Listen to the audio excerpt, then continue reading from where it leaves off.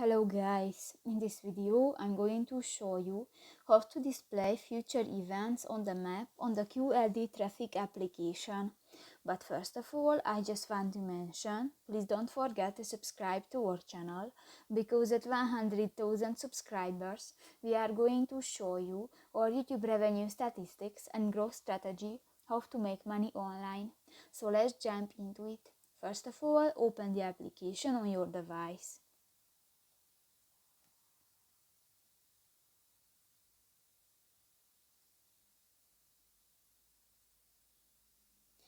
Click to the settings icon at the upper left corner of the screen, and in the filtering option you can find the second option, the show future events on map.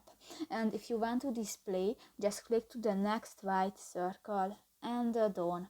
So that's pretty much it for this video guys. See you in the next one. Bye bye.